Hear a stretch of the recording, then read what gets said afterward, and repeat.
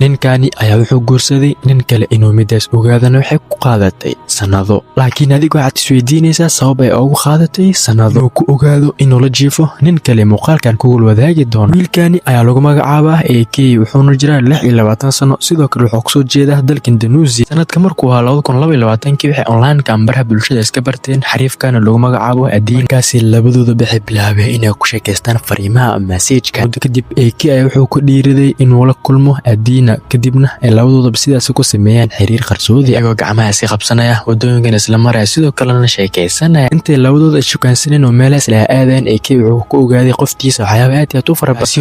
aysan iska dhigeen niqaamka kaliya oo xirnaana wajigan uu daboolan yahay sidoo kale waxay isticmaashaa makeup balse isagu xusna qoftaana qof fiican oo muslimad ah kumuusan fikrin inay ku noqon karto nin manuusan ka shakin sidoo kale wuxuu ku dhihi jiray mar walba waxaad kusoo jeediteen dhahaga quruxda badan 2 sano kadib labadooda bixi go'aan ku gaarayeen inay isguursadaan AK Adiin soo bandhiga ayadana ku raacaysa markaas ay ku dhaysaa laakiin hal irin ayaa jirta waxay ku dhaysaa arooskeena mar qof inuu ku soo qayb gala sababta hooyada aabeeba dhintay aan ku dhaysaa labadeen oo kaliya ayaan rabaa inay ahaadaan arooskii caruusada isagana ku raacaya wuxuuna ku dhahayaa waa diyaar labadooda oo kaliya ay soo qayb gala labadooda inay isguursanayaan libana ayagoo dhiganaya aroos yar oo labadooda oo kaliya ku kooban iyo xaflad aad iyo aad u yar AK ayaa markaan bilowday noloshiisa intii ugu xumeeyay gurigooda kadib AK xaaskiisa wuxuu ku ogaanayaa waxyaabo aad iyo aad u fara badan isagoona mar waliba jecel xadaaf u sii qaadayay xaaskiisa quruxda badan markay soo guursadaan ayada wajigeeda way ka qarinaysaa umana ogolaanaysa habeenkii markii la gaar leerka oo kaliya ay diminaysa u samaysan jirtay cudurdaar fara badan ayadoona ka qarinaysa wajigeeda xabtiis markuu la joogo ma soo dhexgali jirin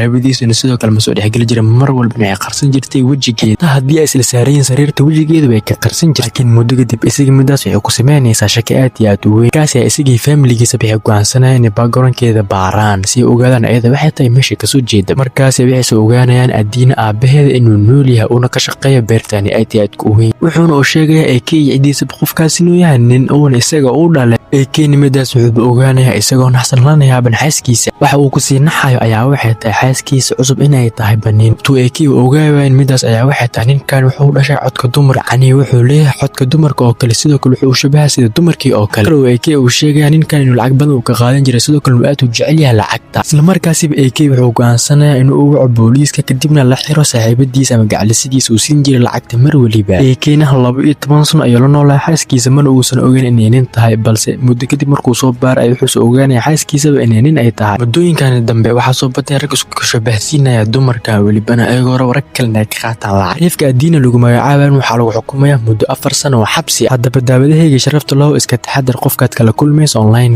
haddana waxaa la sheegay AK inuu la yaabin lana fajacsan yahay waxyaabaha isaga ku dhacay